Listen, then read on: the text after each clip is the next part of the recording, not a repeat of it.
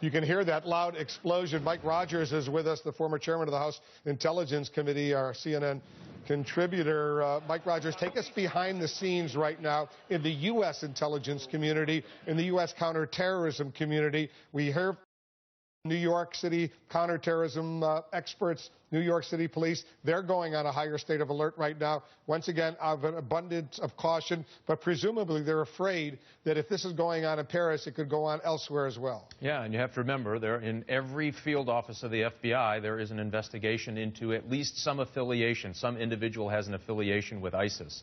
So clearly they're going to go to a higher state of alert. You saw that this was clearly planned for a multiple location attack. That is not an easy thing to do.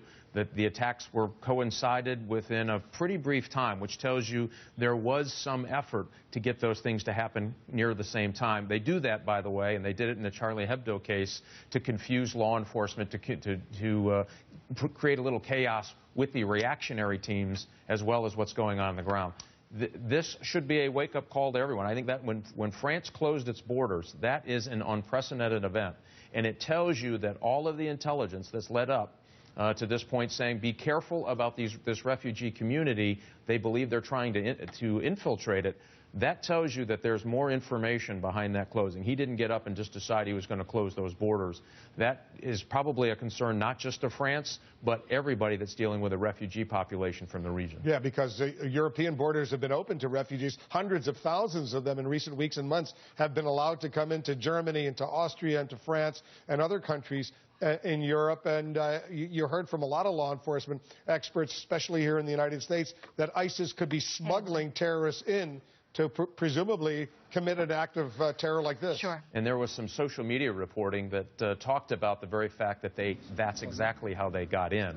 And now you have to worry about what the status in Germany is and other places in Europe, as well as do they have a secondary level of attack anywhere else in the world, including the United States. Our intelligence community is going to have to that. I know they're reacting to it, and they're reacting to it. Mike, we have new video coming in. This is from outside the Bataclan Theater. 1,000 people were inside listening to an American rock band, the Eagles of Dream Metal, performing as terrorists stormed that concert hall. I want to show our viewers this new video from just outside. Watch this. Plusieurs cars de sapeurs-pompiers, plusieurs ambulances. Alors, je ne sais pas s'il y a des blessés. Vous avez peut-être plus d'infos que moi sur le net.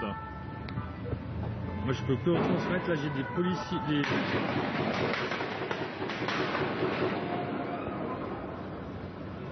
Est-ce que vous avez tous entendu?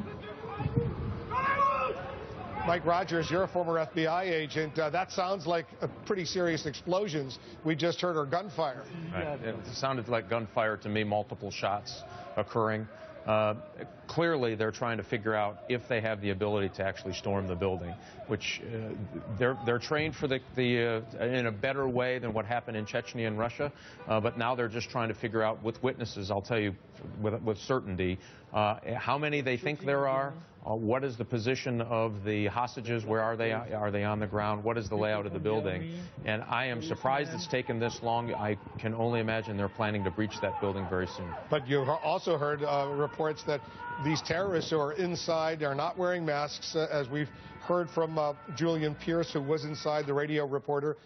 They are systematically going in that theater, and it's chilling to even discuss this, systematically killing individuals, not discussing anything with anyone, not asking any questions, but systematically murdering people who had gone to that concert. Clearly, this is an event to kill as many people as they can. That's why the police are going to have to make a horrible decision of breaching, despite the fact that a few hostages may be killed.